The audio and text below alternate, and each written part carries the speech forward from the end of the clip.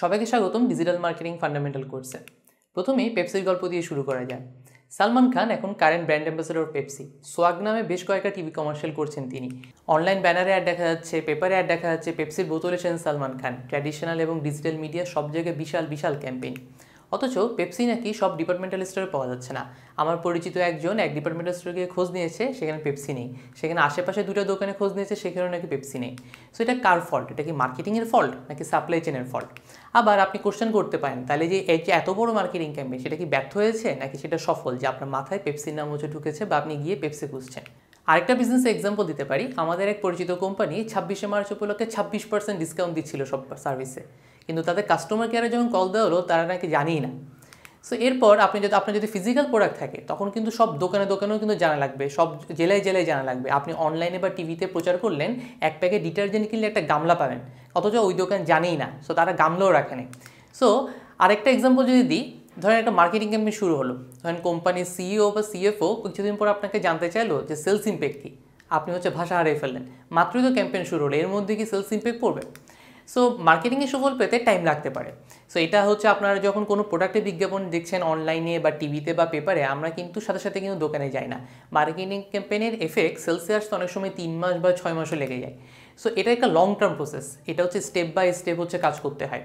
So marketing তাহলে কী করে? মার্কেটিংয়ের প্রথম কাজ ব্র্যান্ড অ্যাওয়ারনেস ক্রিয়েট করা। আপনি ওই প্রোডাক্টের সম্পর্কে জানছেন কিনা। আবার word of mouth awareness create করাও কিন্তু মার্কেটিংয়ের কাজ। তো ওয়ার্ড অফ মাউথ বলতে এমন রাস্তা মানুষ চলতে ফিরতে আপনার কথা বলবে। কেউ যদি মেসেঞ্জারে কথা বলে বা ফোনে কথা বলে অথবা বাবা মা বা ফ্যামিলি মেম্বারের সাথে কথা বলে আপনার প্রোডাক্ট নিয়ে, সেটাও কিন্তু একটা ওয়ার্ড অফ মাউথ। এরপর মার্কেটিং আরেকটা কাজ কাস্টমারের মাইন্ডে আপনার প্রোডাক্টটাকে পজিশনিং করা। এরপরের কাজ আসলে গিয়ে সেলস ড্রাইভ করা। সো এখানে দেখেন অ্যাওয়ারনেস, ইন্টারেস্ট, ডিসিশন এবং অ্যাকশন, এরকম একটা ফানেলের মধ্যে দিয়ে কিন্তু মার্কেটিংটা কাজ করে। এটা এমন প্রথম দিন দেখলেই সাথে সাথে সে অ্যাকশনে চলে যাবে। প্রথমে তাকে অ্যাওয়ার হতে হবে, এরপর ইন্টারেস্ট গ্রো করতে হবে, তারপর ডিসিশন নিতে হবে, তারপরেই কিন্তু অ্যাকশন।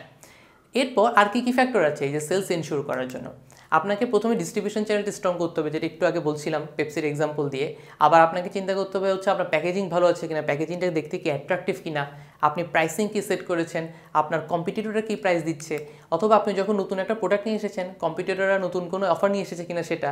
আবার অনেক সময় আমরা শপকিপারের সাজেশনের জন্য ওয়েট করি। একটা দোকানে একটা জিনিস কিনতে গেলেন, দেখলেন শপকিপার বললেন যে আচ্ছা এই জিনিসটা নিয়ে যান, এটা কিন্তু ভালো। সো এটাও খুব ইম্পর্টেন্ট সেলসের জন্য, যে আপনার শপকিপার বা দোকানের সেলসম্যানরা কী সাজেশন দিচ্ছে। আবার সেটা দোকান বা সুপার শপের ঠিক কোন কোন জায়গায় ডিসপ্লে হচ্ছে, সেটাও কিন্তু খুব একটা interesting factor.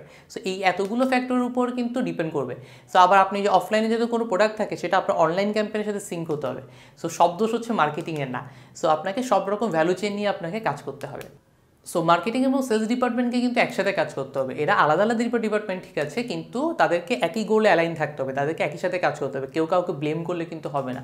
So marketing basically consumer মাইন্ডে আপনার প্রোডাক্টটাকে প্লেস করবে, এবং সেলস টিম ফাইনাল এক্সচেঞ্জটা সেটা ক্রিয়েট করবে। সো মার্কেটিং এর সেলসের তাহলে পার্থক্যটা বুঝতে হবে। মার্কেটিং ক্যাম্পেইন চালালেই যে পরের সপ্তাহে সেলস বেড়ে যাবে, সেটাও কিন্তু না। So happy learning.